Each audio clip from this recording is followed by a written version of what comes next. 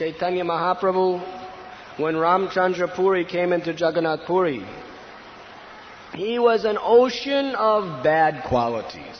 Ramchandra Puri, he was one of the great disciples of Madhavendra Puri. When Madhavendra Puri was on his bed during the last days of his earthly Leela, in the ecstasy of separation from Lord Sri Krishna, he was crying out, "O Lord of Mathura, why you are not here with me today? Where are you? Why I have not obtained you?" Ramchandra Puri said to him, "You are not seeing the Lord of Mathura, then you should meditate on Brahman." And Madhavendra Puri was very angry. "Rascal, he calls himself my disciple. He's telling me to meditate on Brahman when I'm about to leave my body? Get out of here, you rascal. I never want to see your face."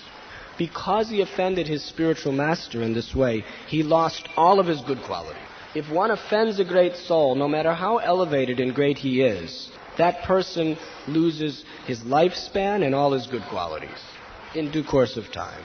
We factually have seen this even with our own eyes in this Hare Krishna movement.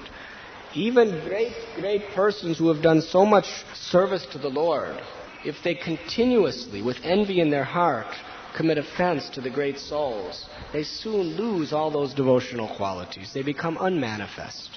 So Ramchandra Puri, after this incident, his only business was to find faults in others. The devotees, they saw Lord Chaitanya Mahāprabhu as the Supreme Lord. Their greatest pleasure in life was only to serve him nice prasad. So when he would come into the house and see Lord Chaitanya eating so many nice preparations, what type of sannyasi is this? Such opulent food. He's not a sannyasi, he's not bona fide, he's simply a sense enjoyer.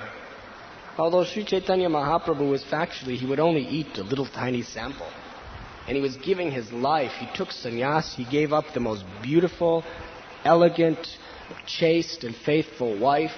He gave up the most well-wishing mother only to show compassion to other living beings. He was spreading the Juga Dharma to everyone without discrimination. He delivered millions and millions of people in South India from the clutches of birth and death and awarded them all pure love of God. He even delivered the animals in the jungles of Jharkhand and gave them love of God. Ramachandra Puri did not see any of these qualities in Lord Chaitanya. He only saw that he eats too much. And therefore he was possessed with blaspheming the Lord for that purpose.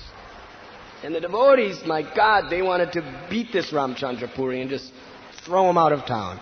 But Lord Chaitanya, he said, no, don't think like that. He's actually my friend. He's helping me become a good sannyasi. He's my Guru's godbrother, so he should be respected. If he says I eat too much, that means I eat too much. So from this day on, I will only have one handful of steamed rice, boiled rice, bus, nothing else. And then even after he was doing like that, one day he was sitting in his room, Chaitanya Mahāprabhu, and Ramchandra Puri came in and he saw 2 or 3 ants crawling on the floor. Just this hypocrite nonsense Chaitanya, calls himself a sannyasi, makes everyone think he's eating so little, but he's secretly in his room eating sweetmeats, and the proof is that these ants have come to taste the sugar dropped on the floor. And Lord Chaitanya could have got up and took his Sudarshan Chakra and chopped his head off, like he did to Jagai and Madhai. But because the offense was toward him, if it was toward his devotee, Mahaprabhu would have, my God, what he would have done to Ramchandra Puri. But because the offense was toward him, he was very humble. He just looked down and didn't say anything. He accepted whatever Ramchandra said as for his benefit. How forgiving was Chaitanya Mahāprabhu? How forgiving. How he was willing to see the good. You were listening to Radhanath Swami on devotionalnectar.com.